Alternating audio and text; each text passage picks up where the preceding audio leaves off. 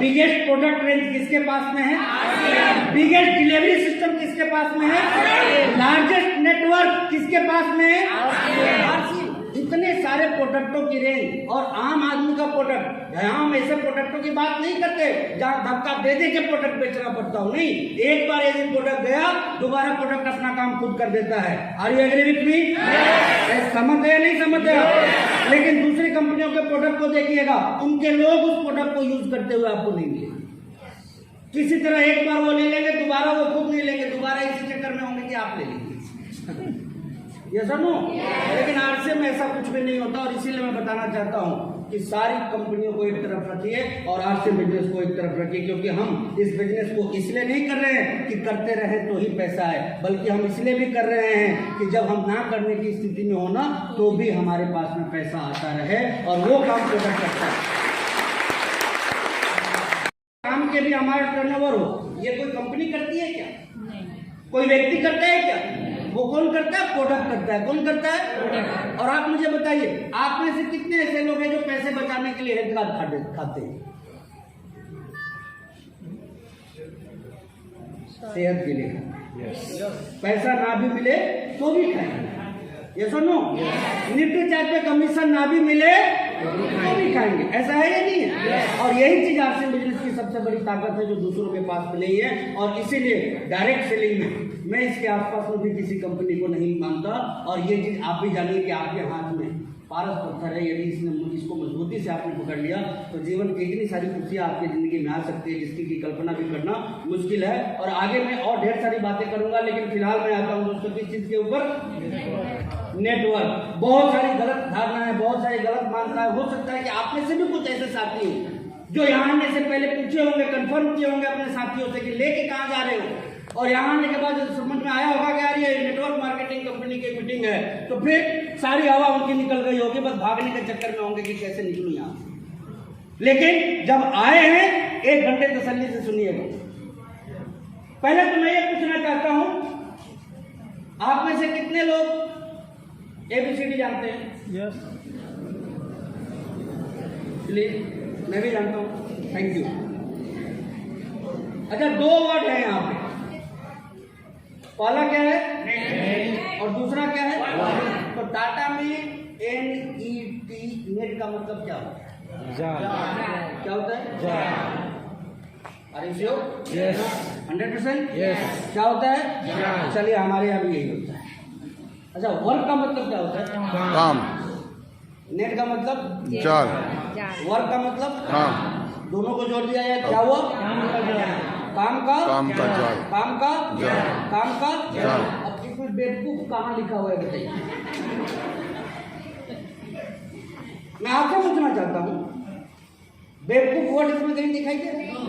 Net का मतलब बेवकूफ होता है या वर्क का मतलब बेवकूफ होता है? फंसाने वाला वो वर्क का मतलब फंसाने वाला होता है क्या? नहीं। टोपी पहनाने वाला? नहीं। पता नहीं क्या क्या मीनिंग लोग खुद ही निकाल कर रख लेते हैं। अरे भैया, जिस चीज को जानते नहीं है कम से कम चुप रहिए, गलत धारणाएं मत बनाइए और गलत अवधारणाएं लोगों के मन में मत डालिए, क्योंकि जो बदलने को तैयार हुआ है कम से कम उसको रोकने की गलती आप मत कीजिए, नहीं तो जिंदगी भर पाप के भागी बनेंगे आप।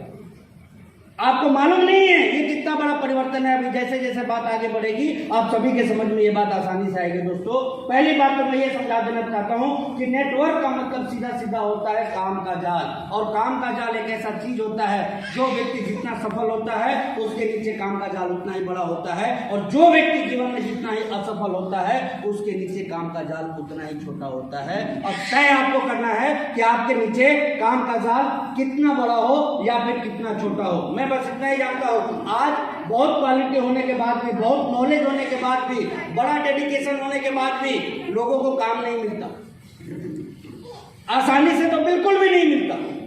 हम में से कई लोग अपने बच्चों को पढ़ा रहे हैं, आज आपको नेटवर्क समझ में नहीं आ रहा, कोई बात नहीं, आपके पास काम है, इसी का घमंड है आपको, इसी का गर्व है आपको, और होना भी चाहिए। मैं ये नहीं कहता हूं कि नहीं होना चाहिए, लेकिन क्या आपने सोचा कभी कि आपके बच्चे क्या करेंगे?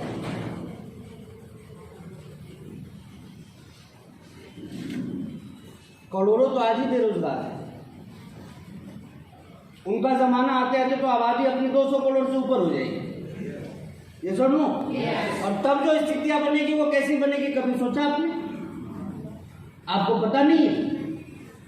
सबसे पहले इस देश में ये जो सरकार है, ये मुफ्त में राशन और ये सारी चीजें क्यों दे रही? क्योंकि सबसे ज्यादा यदि पहले किसी के ऊपर तलवार चल रही है ना, वो मिडिल क्लास वालों के ऊपर चल रही है। और वो क्यों चल रही है?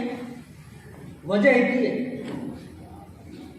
कि सारे के सारे लोग ना रोजगार के पीछे भागते हैं, काम के पीछे भागते हैं, दूसरा कोई अवसर उनको दिखाई नहीं देता है। और रोजगार तो इतनी तेजी से खत्म हो रहा है ना, जिसका कि आप अनुमान भी नहीं लगा सकते। मैं आपसे एक सवाल पूछना चाहता हूं, कोरोना का जो ये पीरियड था, आप लोगों को कैसा लगा? हाँ जी, कैसा लगा? ईमानदारी से थोड़ा बता दीजिए। मेरी बात समझ में आ रही है, नहीं आ रही है आप लोगों? Okay, thank you. तो मुझे बस इतना जवाब दे दीजिए आप लोग कि ये कोरोना का जो 8वें महीने का जो मेन पीरियड बीता आप लोगों के बीच में, वो कैसा था? मुझे क्या ना सुजीत जी से भी कम सुनाई देती है, क्योंकि मैं भी सुजीत जी हूँ।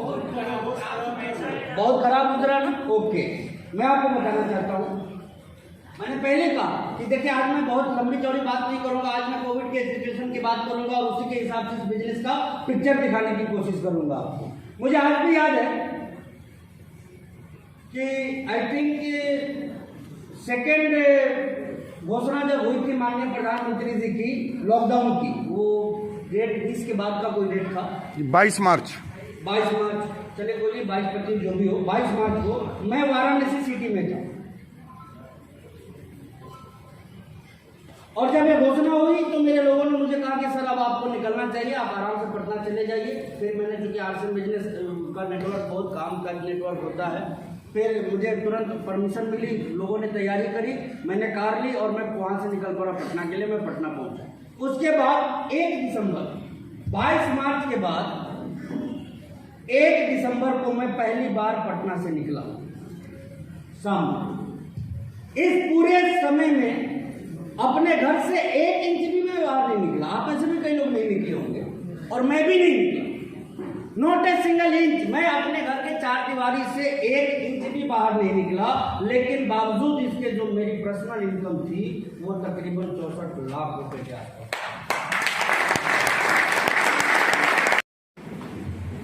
सदमा लगा आपको या दुख हुआ आपको, ये बताइए। मैं स्पष्ट बताना चाहता हूँ, लोग आरसीएम पे हंसते हैं, आरसीएम पे उंगली उठाते हैं, तो सुन लीजिए, बिना 1 इंच घर के बाहर निकले लोग कमाने के अवसर खोज रहे थे, और मेरे जैसा बेवकूफ खर्च करने का बहाना ढूंढ रहा था, फिर भी मौका नहीं मिला। एक मोबाइल का बिल ही हम लोग पे कर पा रहे थे, बाकी खर्चे के कोई दूसरे रास्ते नहीं करने का। ना चाह के किसी रेस्टोरेंट में जा पाते थे, ना कुछ मंगा पाते थे, कुछ भी नहीं कर पाते थे। सारा का सारा बचत में ही चला गया। दुनिया परेशान थी और आरसीएम वाले मालामाल हो रहे। हैरान हो जाइएगा, इस पूरे कोविड के पीरियड में आरसीएम बिजनेस में आज तक के 20 साल के कैरियर की सबसे बड़ी क्लोजिंग करी, और वो क्लोजिंग थी 1 महीने की 267 करोड़ बिजनेस वॉल्यूम, यानी कि डबल में आ जाएंगे 550 करोड़। 550 करोड़ से ज्यादा का बिजनेस वॉल्यूम 1 महीने में कंपनी ने क्लोज किया। और कहीं ना कहीं ये बात, ये मैसेज है, ये मैं क्यों बताना चाहता हूँ, इसलिए नहीं कि मैंने 64 लाख कमाया, और इसलिए नहीं कि कंपनी का 550 करोड़ से ज्यादा का टर्नओवर हुआ 1 महीने में। मैं तो सिर्फ इसलिए आपको बताना चाहता हूँ कि वैसे पूरे दौर में जब दुनिया हिल गई, दुनिया कांप गई, दुनिया निराश हो गई, दुनिया मायूस हो गई, तो भी आरसीएम वालों की बल्ले बल्ले थी। और आपसे एक ही सवाल पूछना चाहता हूँ, कोरोना आया, आके जाने की स्थिति में है, तो क्या इसके जैसा कोई दूसरा नहीं है? तीसरा नहीं आ सकता, चौथा नहीं आ सकता। अबे आपको पता ही नहीं है, कोरोना के मौसी तो अभी तैयार बैठी आने के लिए, साथ में चाचा, मामा, नाना, काका सब है, क्योंकि ये तो अभी शुरुआत है। एक नया अनुभव मिला है, और इस नए अनुभव से आपने नहीं सीखा, आपने नहीं समझा, आपने अपने आप को नहीं संभाला, तो ऊपर वाला ही आपका मालिक है। दूसरा कोई और हो नहीं सकता। और इसलिए मैं बताना चाहता हूँ कि कंपनी ने साबित कर दिया कि इस बुरे दौर में भी आपके लिए अच्छा काम कर सकती है। बल्कि आप इस चीज को देखिए कि ये समय की मांग थी, समय की जरूरत थी और समय का बदलाव ही तो था जो कि बैठे बैठे मेरे से मैं आपको बता देना चाहता हूँ मेरा व्यक्तिगत अनुभव। Last time new year celebration के दिन रात 12 बजे बच्चे सब दौड़ते दौड़ते मेरे पास में आए कि चलिए पापा केक काटते हैं, केक काटते हैं, केक काटते हैं। बच्चों को तो बहाना चाहिए, आपके भी घर में हुआ हो। बड़े खुश थे सब। मैंने पूछा इतना खुश क्यों है? तो पापा नया साल आ गया, आप थोड़ा ना ये पेंडेमिक ईयर निकल जाएगा, आप थोड़ा एंजॉय करेंगे, ये करेंगे वो करेंगे। मैंने कहा बेटा जा तू केक काट ले और खुद ही खा ले, मैं नहीं जा सकता तेरे साथ। मेरे से पूछा वो कि आप ऐसा क्यों बोल रहे हैं, आपको मतलब खुशी इस बात की नहीं है कि न्यू ईयर आ गया? मैंने कहा बिल्कुल भी नहीं। मैंने तो एक ही चीज बोला कि बेटा मेरे जिंदगी का सबसे अच्छा साल तो चला गया, अब वो बेटा रखो। अच्छा कैसे था? तो मैंने आपको मैं भी बता देना चाहता हूँ, आरसे में मैंने बहुत पैसे कमाए लेकिन घर में बैठ के 64 लाख रुपए कभी नहीं कमाए। एक ऐसा काम जिसको कि सदियों से हम करते आ रहे हैं, जमाने से हम करते आ रहे हैं। गलतफहमी में मत रहिए कि आप नेटवर्क मार्केटिंग का काम नहीं करते। बहुत सारे लोगों को गर्व होता है जब आपको आरसीएम करते हुए देखते तो आपको तो बोल देंगे कि अब तेरे वाला काम मैं करूंगा, क्या समझा है मुझे? अरे समझा क्या है, ये काम तो आप कर ही रहे हैं, नेटवर्क मार्केटिंग तो आप कर ही रहे हैं। आपको भले ही ना समझी इस बात की है कि आप नहीं कर रहे हैं, लेकिन दुनिया का हर व्यक्ति नेटवर्क मार्केटिंग का हिस्सा है। और जिन जिन लोगों ने अपने नेटवर्क बनाया वही लोग आज दुनिया के अमीर लोग हैं। जिन लोगों के पास में नेटवर्क नहीं है उनके पास में कुछ भी नहीं है, ना उनकी कोई औकात है ना उनकी कोई हैसियत है। आपके गांव का यदि कोई प्रधान भी है ना तो प्रधान इसीलिए है कि बाकी लोगों से मजबूत नेटवर्क उसका है। आपके घर कस्बे का कोई एमएलए है, एमपी है, तो क्यों है? क्योंकि बाकी लोगों से मजबूत नेटवर्क उसके पास है। आपके शहर में कोई उद्योगपति है तो क्यों है? क्योंकि बाकी लोगों से ज्यादा मजबूत नेटवर्क उसके पास है। और ये नेटवर्क हमारे पास ना हो तो क्या होगा? हमेशा दूसरों के लिए काम करेंगे। यदि अपना नेटवर्क नहीं होगा तो क्या होगा? जिंदगी भर में दूसरों के लिए काम करेंगे। काम तो करना ही है। कहाँ करना है? कहाँ करना है? थोड़ा देखिए कंफ्यूजन नहीं होना चाहिए। कहाँ करना है? नेटवर्क में। कहाँ करना है? कहाँ करना है? थोड़ा इधर से आवाज कम आ रही है सर। कहाँ करना है? नेटवर्क में करना है। अब कैसे करना है मैं बताता हूँ। गलतफहमी है ना, 1 सेकंड में निकालता हूँ आपकी गलतफहमी। आप में से ऐसे कितने लोग हैं जो नेटवर्क नहीं करते? हाँ, थोड़ा करिए ना एक बार हाथ खड़ा। अरे तो पैसा लगना था लग गया, तुम्हारा नहीं लगेगा। ओके, बहुत ऐसे भी लोग होंगे या तो समझ नहीं पा रहे होंगे या फिर वो हाथ खड़ा करने की इच्छा उनके अंदर नहीं होगी। लेकिन मैं आपको बता दूं, चलिए इसको ऐसे समझिए। आप ऐसे कितने लोगों के घरों में टेलीविजन है? टेलीविजन। अब तो हाँ जरूर खड़े होंगे भैया, मालूम। ओके, कैसे चलता है वो? नेटवर्क से कनेक्शन होता है ना किसी का? किसका है? DTH, Tata sky, Reliance, Airtel. हाँ,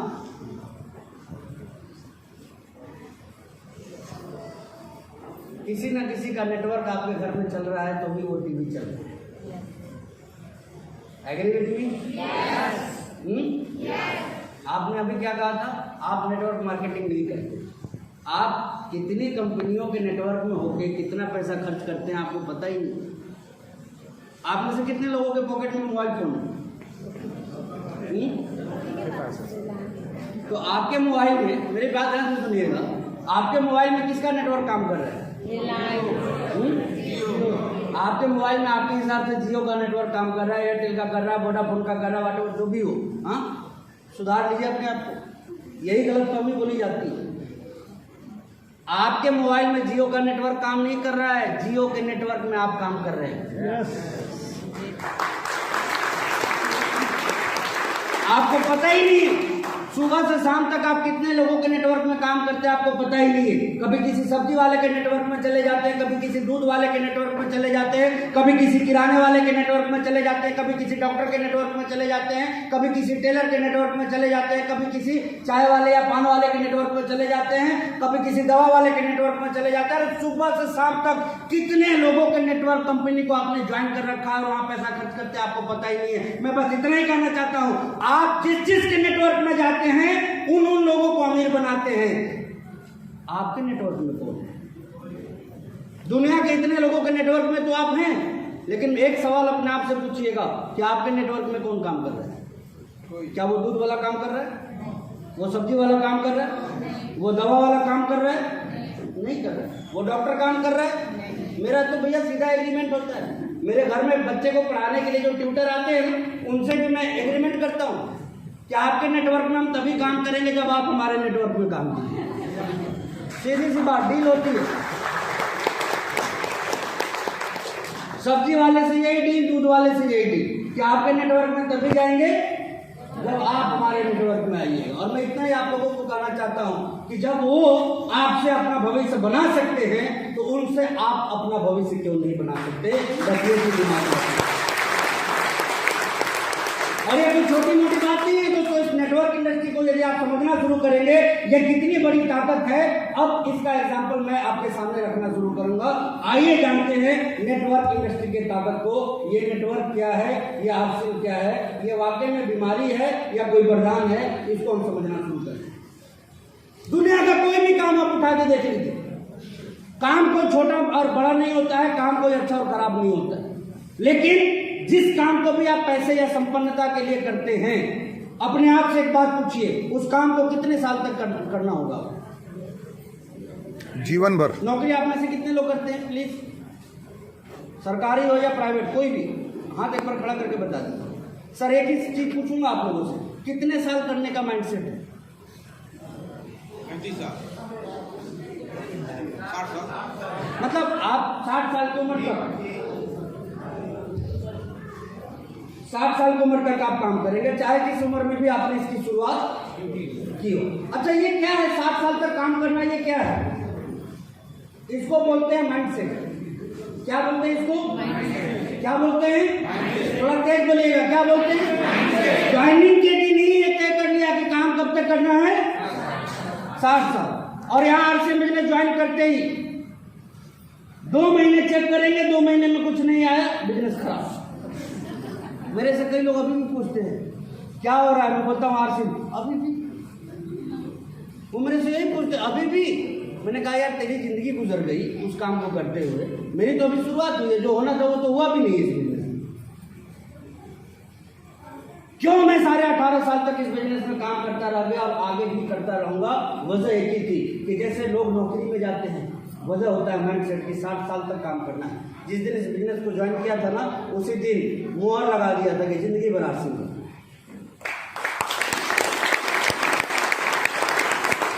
दाएं बाएं देखने वाला काम नहीं कि नहीं चला तो ये कर लेंगे, नहीं चला तो ये कर लेंगे, नहीं चला तो ये कर लेंगे। बस एक ही चीज दिमाग में थी, चाहे कुछ भी हो इस बिजनेस से कामयाब होना है। और ये जिद थी तो ही बहुत सारी असफलताओं के बाद भी इस बिजनेस का सफल व्यक्ति बना। दूसरी बात आपको बताना चाहता हूं, आपने देखा हो आप में से किसान, यहाँ कुछ किसान तो कमी होंगे या नहीं होंगे, किसान भी क्या यहाँ पे? चलिए जनरली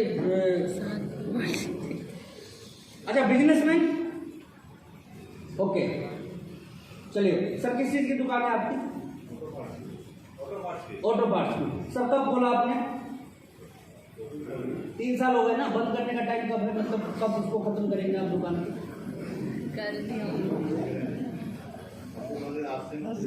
अच्छा ये अच्छी बात है, थैंक यू। लेकिन आप में से यदि ईमानदार जवाब हम देखें तो सभी खोलने का वक्त तो निर्धारित होता है, लेकिन उस धंधे को खत्म करने का कोई वक्त निर्धारित नहीं होता है। Agree with me? आरसीएम में 2 महीने में शहीद हो जाए, देख लिया। मतलब देखिए कमाल की चीज देखिए, वही आदमी जिंदगी के 30, 40, 50 सालों में कोई तीर नहीं चलाया अमीरी का, लेकिन यहाँ चाहते हैं कि 2 महीने में यदि करोड़पति नहीं बने मतलब बिजनेस खराब। जिंदगी में 20 साल काम करने के बाद में आज तक 1 करोड़ नहीं कमा पाए और यहाँ 2 महीने में ही चाहिए। आप बताइए अपने आप के साथ इंसाफ कर रहे हैं क्या? नहीं, बिल्कुल नहीं। बिजनेस है, व्यापार है और प्योर विशुद्ध व्यापार है, टाइम लेगा आपका ही।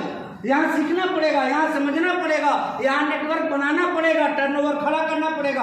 आरसीएम की सबसे बड़ी खूबसूरती क्या है, आप में से जितने भी लोगों के पास में इनकम आई है वो लोग इस बात को अच्छी तरह समझ लीजिए।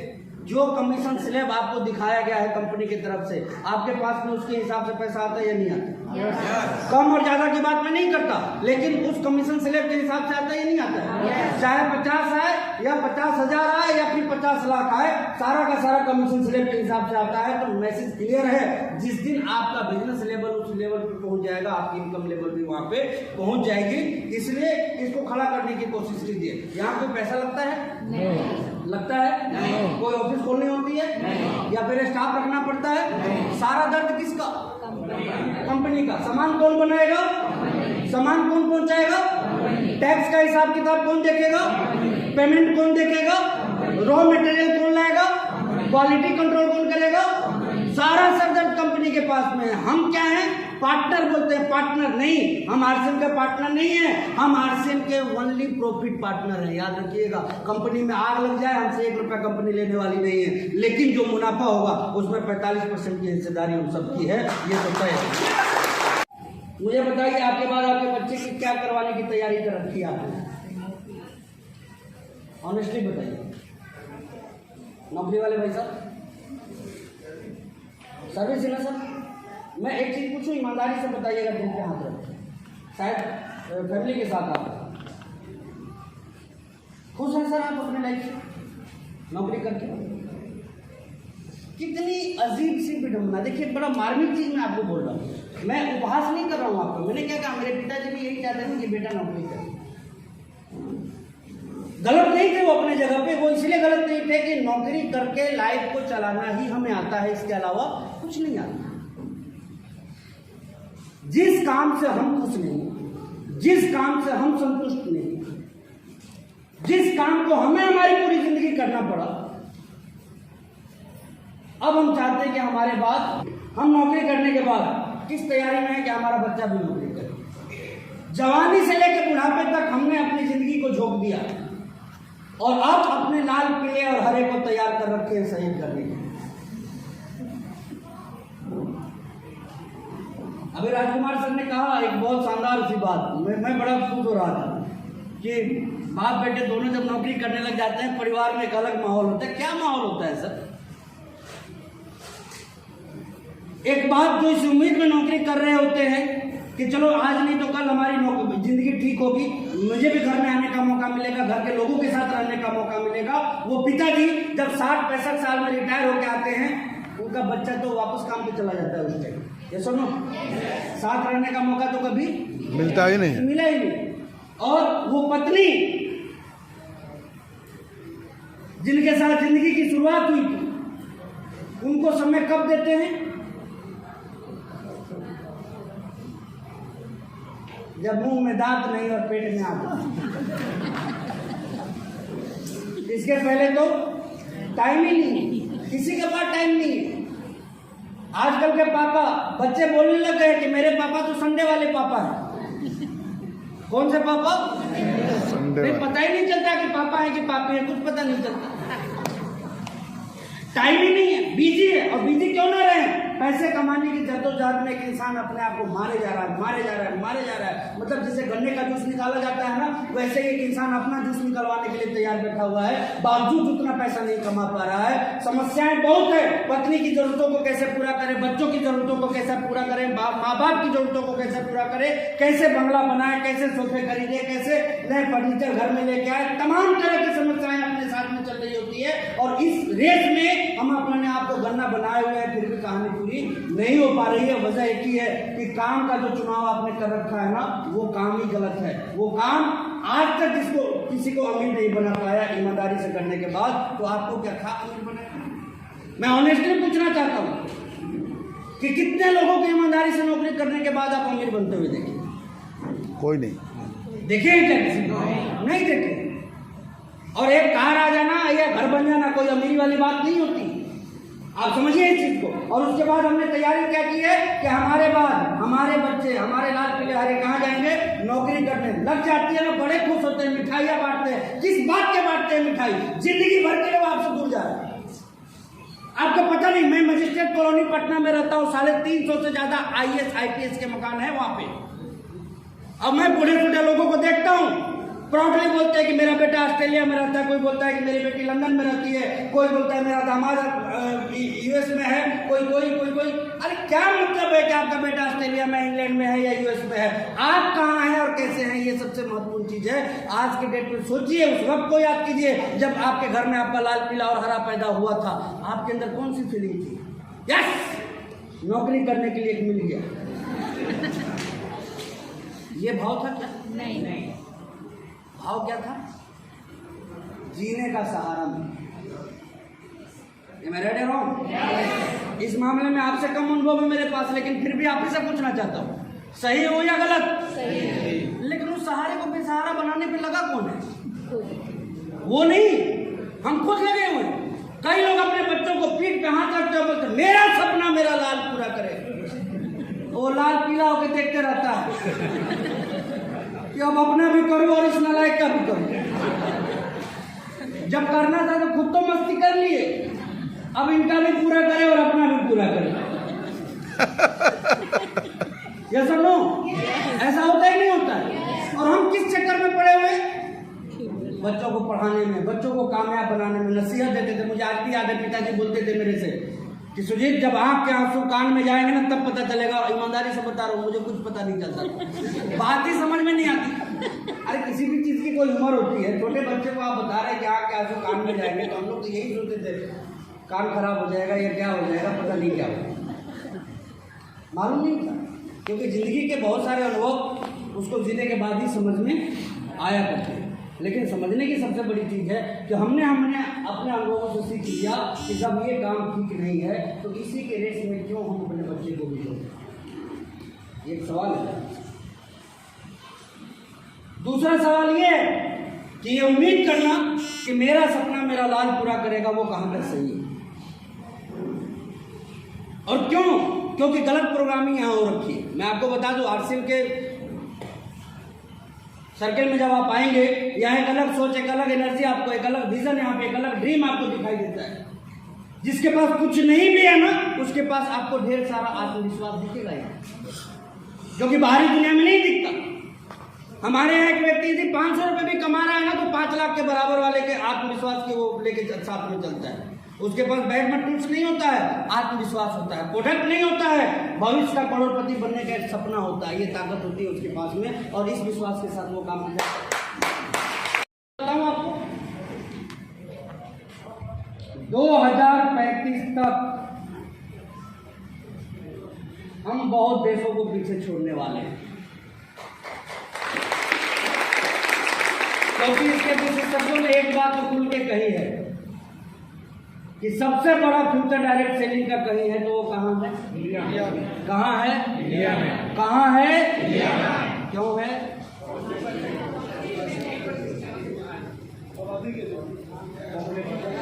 बेरोजगारी के चलते। नहीं, आबादी तो सर अपने से ज्यादा चाइना में है, लेकिन अपने यहाँ सबसे बड़ी संभावना इसलिए है क्योंकि बेरोजगारी, क्योंकि चाइना का क्षेत्रफल बड़ा है, अपने यहाँ उतना बड़ा क्षेत्रफल नहीं है। तो इसलिए आज से 2035 के बाद सबसे उभरता हुआ मतलब कंट्री यदि कोई होगा डायरेक्ट सेलिंग इंडस्ट्री के अंदर, तो वो कौन होगा? इंडिया होगा। और इंडिया का सबसे उभरता हुआ कंपनी होगा तो वो वर्ल्ड लेवल पे कौन होगा? RCM business. RCM के सबसे उभरते हुए बड़े नाम होंगे तो कौन होंगे? मैं। थोड़ा कॉन्फिडेंस के साथ बोलिए, कौन होंगे? मैं। थोड़ा कॉन्फिडेंस के साथ कौन होंगे? मैं। तैयार है इसके लिए? यस। तैयार है? दोस्तों, आज इस व्यवस्था को समझिए और इसमें अपने आप को झोंक दीजिए, क्योंकि खाना खिलाना कोई बड़ा काम नहीं है, दुकान का कस्टमर बनाना कोई बड़ा काम नहीं है, लोगों को अपने नेटवर्क में लेके आना कोई बड़ा काम नहीं है। और मैं तो इतना ही जानता हूँ, RCM में करना क्या है? लोगों के जीवन को स्वस्थ रखना।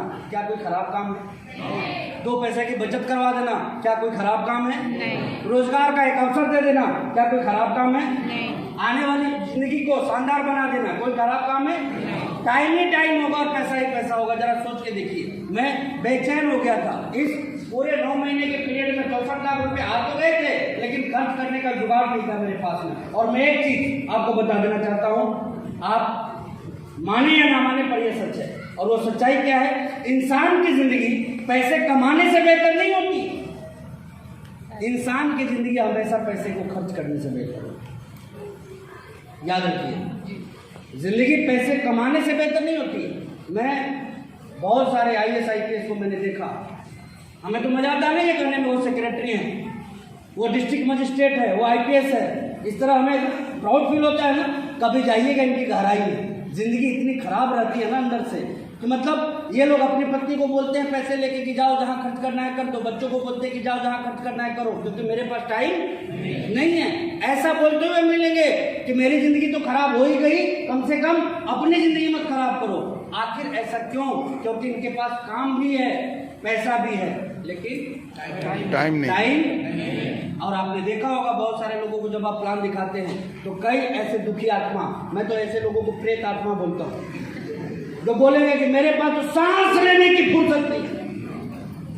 अच्छा, जब सांस लेने की फुर्सत नहीं है तो धरती पे प्रकट क्यों हुए? इतने बड़े बड़े जंगल, पहाड़, नदियां, ये किसके लिए? सांस लेने के लिए नहीं, आपके कूदने के लिए। खत्म कीजिए अपने आप। ये संडे वाले पापा बनने का कोई मतलब नहीं है। ना पत्नी के लिए आपके पास में टाइम है, ना माँ पिताजी के लिए आपके पास में टाइम है, ना परिवार के लिए आपके पास में टाइम है, ना समाज के लिए आपके पास में टाइम है। तो टाइम किस चीज़ का है आपके पास? पैसे कमाने का। ऐसे कमा रहे हैं ना जैसे नोट छाप रहे हो। ऑनेस्टली बोल रहा हूँ, क्या नोट छापने की मशीन है आप? नहीं है। लिमिटेड नोट निकलते हैं, बड़ी मुश्किल से निकलते हैं। छोटे थे हम लोग ना, गुल्लक पे बड़ी उम्मीद होती थी हम लोगों को, खनखनाहट से अंदाजा लगाते थे, और आखिर के कुछ सिक्के होते थे ना, बड़े उम्मीद के साथ निकालते थे कि शायद 2 रुपए वाला निकल जाए, लेकिन निकलता उस टाइम 50 पैसे वाला ही था। और ऐसा ही हो रहा है हमारे साथ में कि मेहनत तो हम खूब कर रहे हैं, लेकिन जिस हिसाब से पैसे आने चाहिए उस हिसाब से नहीं आ रहे हैं। तो दोस्तों, मैं इतना ही को कहना चाहूँगा, लास्ट में इस चीज़ को समझिए, ये दुनिया का मतलब पूरे यूनिवर्स का सबसे बेहतरीन काम क्यों है, इस बात को दिमाग में नोट कीजिए। उसके बाद यहाँ से जाइएगा। उसके पीछे एक बहुत बड़ा कारण है कि देखिए, आप अपने आप को कितना भी काबिल मान लीजिए, मैं आपकी काबिलियत पर जरा भी संदेह नहीं करता हूँ, लेकिन हाँ, आपसे ज़्यादा काबिल तो मैं हूँ, इस बात की गारंटी दे सकता हूँ। मत परवाह नहीं इस बात की कि आपसे मैं कम पढ़ा लिखा हूँ, मुझे इस बात की भी परवाह नहीं कि आपसे कम मैं छोटा हूँ, आपके जितना जिंदगी का अनुभव नहीं है। मुझे बस गुमान है इस बात का कि मैं इस इंडस्ट्री को समझता हूँ। और ऐसा क्यों? क्योंकि मैं एक ऐसा काम करता हूँ जो सिर्फ मेरे हाथ में नहीं। आज 2 तरह के लोग आपको मिलेंगे। एक वो व्यक्ति जो आरसीएम के अलावा कोई दूसरा काम करे, और दूसरे वो व्यक्ति जो आरसीएम कर रहे हैं। अब मान लीजिए आरसीएम वाले हैं थोड़ी देर के लिए, और ये आप है, ये थोड़ी देर के लिए मान लीजिए। तो पहली चीज तो यही है कि आपके पास में जो पैसे आ रहे हैं वो किसके काम के आ रहे हैं? थोड़ा बताइए। अपने काम के। आप नौकरी अपना कर रहे हैं, उसके आ रहे हैं पैसे। आप अपना बिजनेस कर रहे हैं, उसके पैसे आ रहे हैं। आप अपनी ठेकेदारी कर रहे हैं, उसके पैसे आ रहे हैं। आप अपनी खेती कर रहे हैं, उसके पैसे आ रहे हैं। राइट है रॉन्ग? सही है गलत? मेरे पास में किस चीज के पैसे आ रहे हैं? बोल दीजिए कि मेरे काम के पैसे आ रहे हैं। बोल दीजिए, बोल दीजिए। कितने दिन आता हूं मैं टाटा, ये बताइए। बताइए आप में से कितने लोगों को मैंने मार्केटिंग प्लान दिखाया? बताइए आप में से कितने लोगों की ज्वाइनिंग मैंने कराई? चंद नाम छोड़ दिया जाए तो मैं किसी को जानता तक नहीं। आप अपने घर में हेल्थ कार्ड में पकौड़े खाते हैं या चिप्स करते हैं, मुझे मालूम नहीं है। आपके घर में कौन सी सब्जी बनती है, मुझे मालूम नहीं है। आप कब आरसीएम की कॉफी पी जाते हैं और कब आरसीएम की चाय पी जाते हैं, मुझे थोड़ा भी पता नहीं है। आपके यहाँ न्यूट्रीचार्ज मैन ज्यादा जाता है, या न्यूट्रीचार्ज वुमेन ज्यादा जाता है, या न्यूट्रीचार्ज किड्स ज्यादा जाता है, मुझे थोड़ा भी पता नहीं है। लेकिन पैसा तो आता है मेरे भाई।